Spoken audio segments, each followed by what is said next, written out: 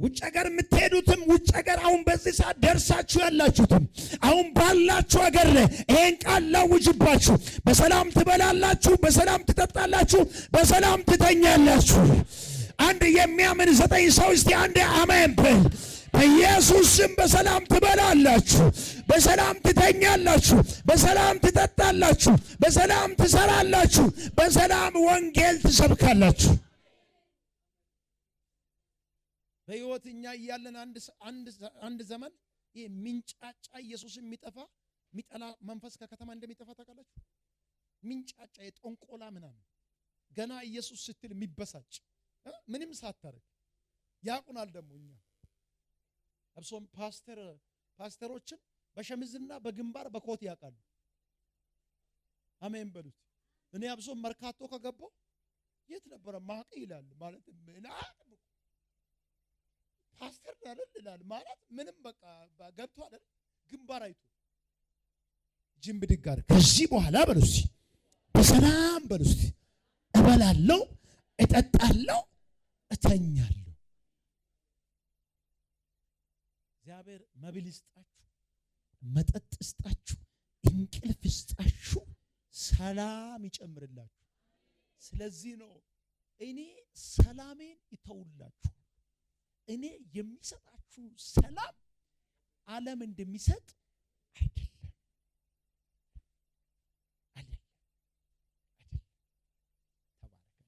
አይደለም።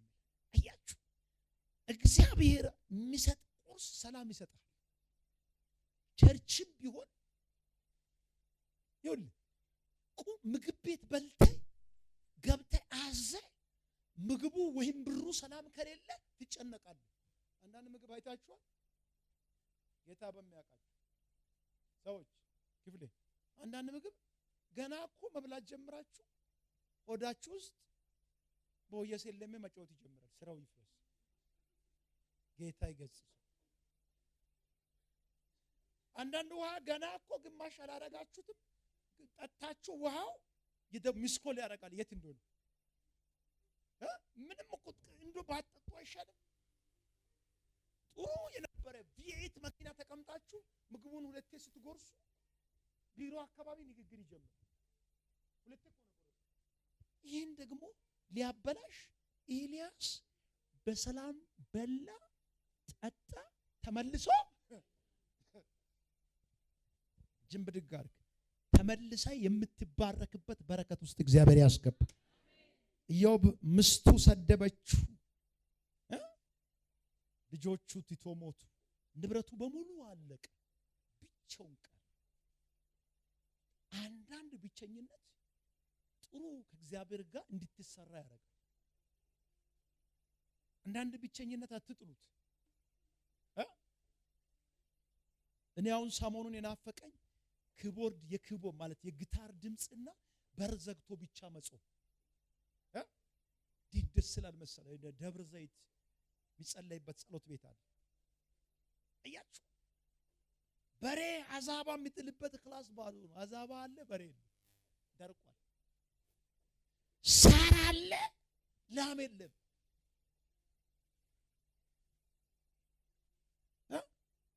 ገመድ አለ፣ በጉ የለም።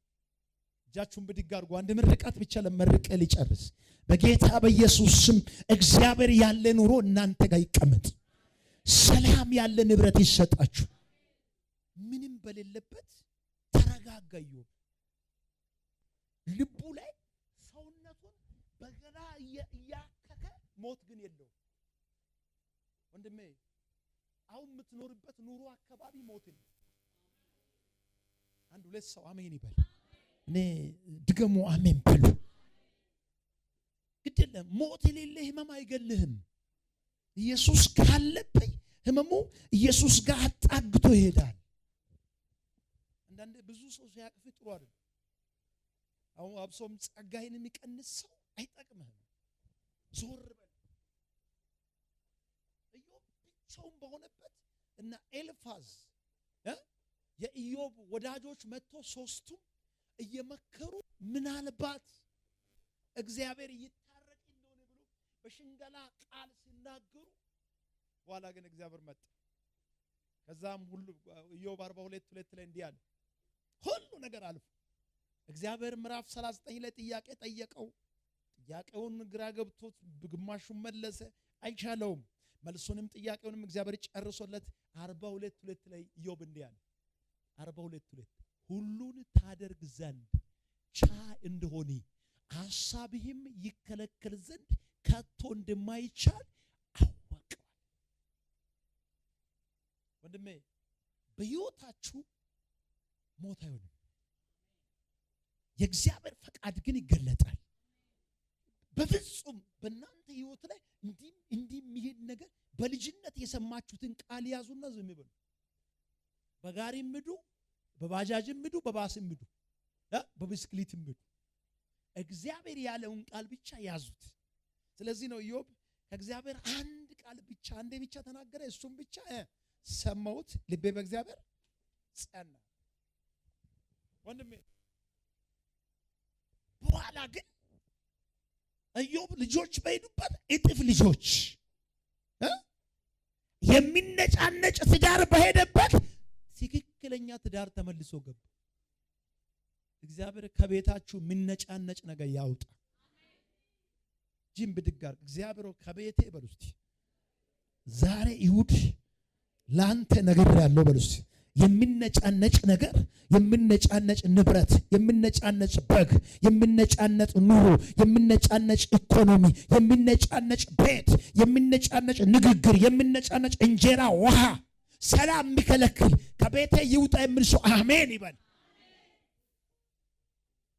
በሰላም ጠጣ፣ በላ፣ ተመልሶ ተኛ ይላል። በቅድሙ ክላስ አንደኛ ነገሥት 19 ላይ ያነበባችሁ ልሞት ነበር የፈለገው። የመጨረሻ እቺን ቃል ስሙና ልጨርስ። የመጨረሻ ኢዮብ ግሩም ሰው ነው። ኢዮብ ጻድቅ ነው። ኢዮብ እግዚአብሔር የሚፈራ ሰው ነው። ኢዮብ እንኳን እሱ ልጆቹ እንዲቀደሱ የሚያደርግ ሰው፣ ግን ሰይጣን ከሰሰው። ወንድሜ ምናልባት አሁን ያለብህ ክስ ሰይጣን ከሶብህ እግዚአብሔር ጋር አገናኝቶ ሊሄድ ስለሆነ ቦታ አትልቀቅ። ሞት ግን አይሆንብህም። ዛሬ መዳኑን ታያለህ። የእግዚአብሔር መዳን ይገለጣል። ናችሁ አይደል? ከኔ ጋር የሆነ ሰው አሜን ይበል።